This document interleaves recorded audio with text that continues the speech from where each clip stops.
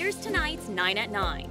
Days after an American tourist in Uganda was kidnapped at gunpoint, she is no longer in danger. Kimberly Endicott and her tour guide were taken from a national park on Thursday.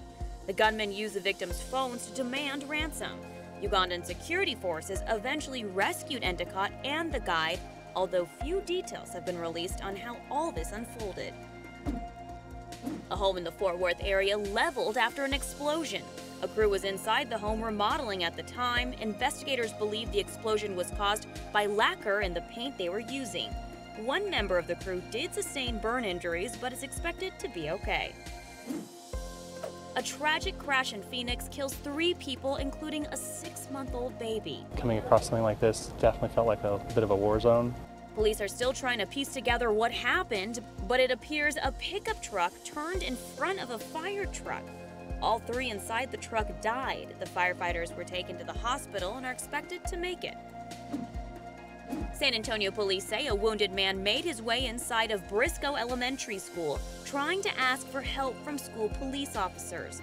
The man told officers he was being chased, so he hopped the fence, which ended up cutting his hand. Police believe he was able to get into the school by following the child inside. A New Jersey man is dead after a skydiving accident. And I saw a shredded red parachute going flailing down, and I heard an explosion, and then I heard a bang, a really loud bang. The victim is described as an experienced skydiver with more than 1,000 jumps to his credit.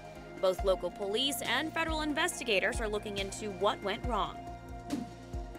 A consumer magazine is calling on Fisher-Price to recall its rock-and-play sleeper immediately.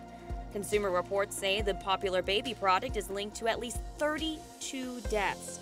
The Consumer Product Safety Commission also issued a warning about the swing last week.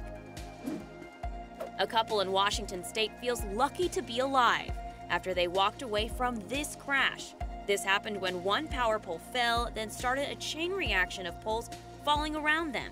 One of those poles crashed on top of their car, barely missing them. They walked away with only a few bruises. A New York City bus caught on camera crashing into a bagel shop in Queens. The bus swerved when it was hit by a car, causing this crash. No customers were inside the store at the time, and the employees were safe in the back. The driver of the bus was the only one hurt, and he only suffered minor injuries. Take a look at this. Scientists caught a 17-foot, 140-pound python in the Florida Everglades. Most pythons caught in the area measure between 6 and 10 feet long. The female was pregnant and was developing more than 70 eggs. Florida wildlife officers say the pythons pose a threat to other animals in the area. To read more about these 9 stories, just head to ksat.com/newsat9.